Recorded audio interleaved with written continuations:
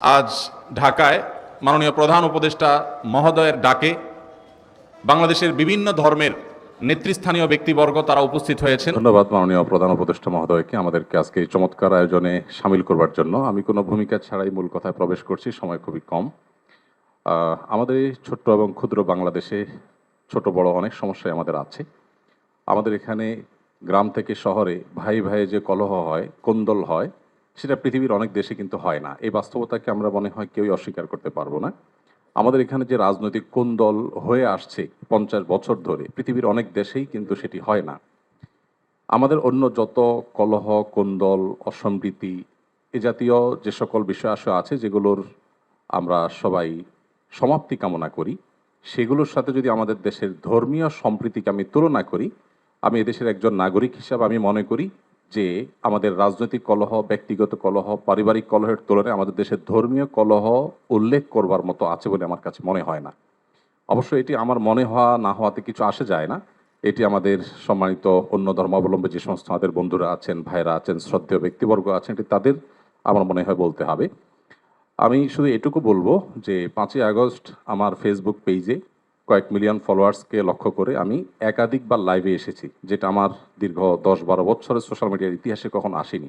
প্রত্যেকটি লাইভে আমি চেষ্টা করেছি এদেশের সর্বশ্রেণীর সাধারণ মুসলমান সহ অন্যান্য ধর্মাবলম্বীদেরকে শান্ত রাখবার আহ্বান করার জন্য। চট্টগ্রামে যখন আইনজীবী আলিফ হত্যাকাণ্ড ঘটলো, সাথে সাথে আমি আমার দায়িত্ব থেকে নিজে এবং অন্যান্য আলেম ওলামাদের সাথে কথা বলেছি। আমি যতটুকু জানি এখানে অনেক সিনিয়র ব্যক্তিবর্গ আছেন, ওলামা একরাম আছেন। এদেশে ওলামা একরাম সবসময় সম্প্রীতি এবং শান্তি বজায় রাখার জন্য তারা কাজ করে চলেছেন।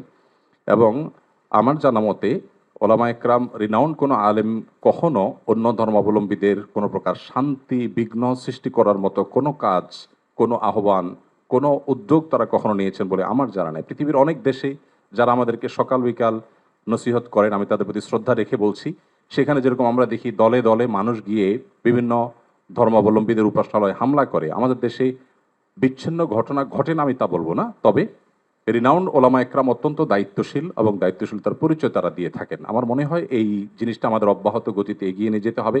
আমি আমাদের অন্য ধর্মাবলম্বী যে বন্ধুরা আছেন, ভাইরা আছেন, তাদেরকে বলবো প্রপাগান্ডায় আমরা যেন কোনোভাবে কান না দেই।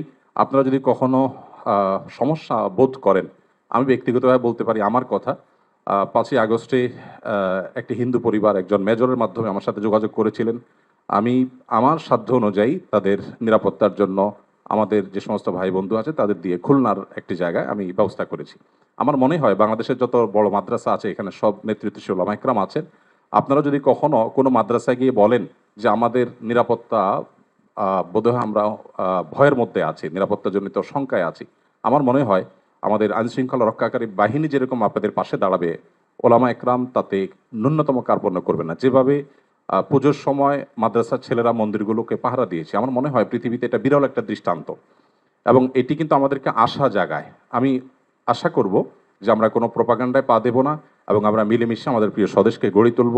আমরা যে যে ধর্মে বিশ্বাসী হই না কেন, প্রিয় স্বদেশটা আমাদের সকলের। আমাদের স্বদেশে কোনো কালিমা লাগুক আমরা চাই না।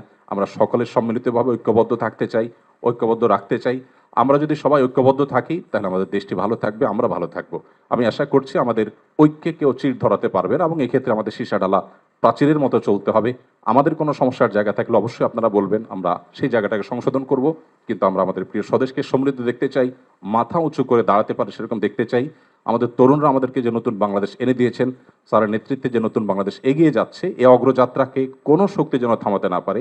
আমার মনে হয় ধর্ম বর্ণ নির্বিশেষে আমাদের প্রত্যেকেরই ঐক্যবদ্ধ থাকার, ঐক্যের শপথ নেওয়ার সময় এখন সবচেয়ে গুরুত্বপূর্ণ। সে বিষয়টি আমি সবার নজরে এনে আমি আবার বক্তব্য শেষ করছি। ধন্যবাদ সবাই।